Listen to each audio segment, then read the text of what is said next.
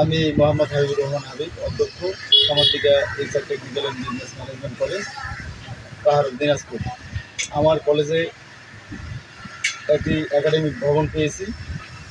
1,25,00,000 টাকা অর্থ বরাদ্দ হয়েছে, কাজ শুরু হয়েছে, কিন্তু কাজের মান বা কোয়ালিটি সঠিক নাই, সঠিক করছেন না, না ইটের দিক থেকে না বালির দিক থেকে।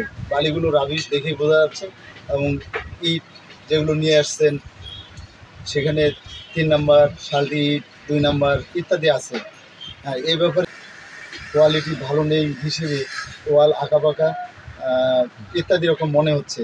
এবং আজকে একটা ভুল ধরিয়ে দিলে কাল সেটা হাতুড়ি দিয়ে ঠুকে ঠেকে ভাঙচুর করে তারপর আবার মেরামত করতেছে, যা আসলে কল্পনাতীত বা আশাতীত, যা আশা ব্যঞ্জক নয়।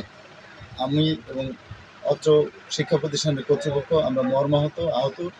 প্রতিষ্ঠানটির সঠিক মান যদি নির্ণয় সহ নির্ধারণ না থাকে, তাহলে এটা ভবিষ্যতে আমরা আসলে এই সমাজের, এই অঞ্চলের ছাত্রছাত্রীদের জন্য একটা বিপদ সৃষ্টি হচ্ছে, বিপদ সৃষ্টি করতেছেন সংশ্লিষ্ট ঠিকাদার। আমি এও জানতে পারছি এই ঠিকাদারি লাইসেন্সটি বর্তমান এক্সচেঞ্জের মেয়ের নামে, এবং তিনি তার খালাতো ভাইকে দিয়ে এটি পরিচালনা করছেন। বাকিটা জানি না। এ ব্যাপারে আমি সংশ্লিষ্ট দুদক থেকে শুরু করে বিভিন্ন সরকারের সংস্থাসমূহের হস্তক্ষেপ কামনা করছি। এবং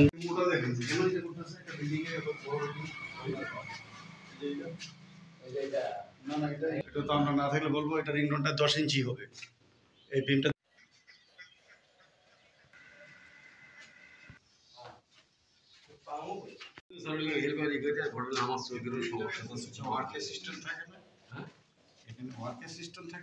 হ্যাঁ আসে তো ইঞ্জিনিয়ার একদিন পর আসে। কোন ইঞ্জিনিয়ার এটা স্যার তাপস। আর ইঞ্জিনিয়ার এটা চালাচ্ছে কি সাগর। তো এই যে গাত্তিটা, এই গাত্তিটা যে দিছে, এই গাত্তিটা কি আপনার আপনার কি মনে হচ্ছে বলেন দেখি? আপনার কথা ঠিক আছে, তাহলে এটা সরিয়েছে এদিকে, তাইলে এই কাজটা ভুল হয় নাই? আপনার হিসাবে ঠিকই আছে, কিছু না হিসাবে তো মনে করেন সরিয়ে দেবে ওই দিকে।